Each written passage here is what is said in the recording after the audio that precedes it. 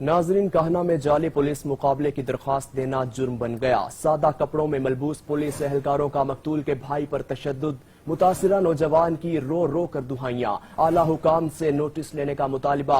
जाली मुकाबले की खबर नशर करने पर 7 न्यूज के डायरेक्टर पर भी हमला हुआ था। अहम खबर आपको दे रहे हैं कि काहना में जाली पुलिस मुकाबले की दरख्वास्त देना जुर्म बन गया।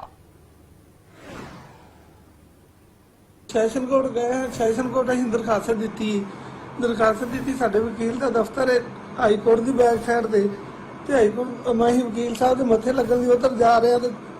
उत्थे पार्क के कोल सानू सिविल कपड़ियां दे विच बंदे 4 तो 5 बंदे सानू पए ने ते गन पॉइंट ते रख के आंदे ने भी तुसीं तुहाडी की जरूरत है, तुसीं ये साडे खिलाफ होए जे तुहाडे बच्चे मार दिते ने तो तुहानू भी मार दिता जाएगा, जेड़ा जेड़ा तुहाडे नाल टुरे तो उहनू भी मार दिता जाएगा।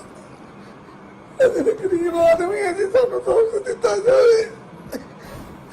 निके निके साडे बाल ने मेहनत मजदूरी करने वाले जिन्होंने मार के डंड ला देने तो उन्होंने थोड़ा क्यों डंड मारना तो जरूरी नहीं भी तुहानू एक गोली नाल मारना, तुहाडे नाल कोई हादसा भी कर सकते जायज़ी होनी साडे सारा तुहाडे वकील सानू भी मारना तो तुहानू भी मारना साडे सारा जायज़ी करते ने।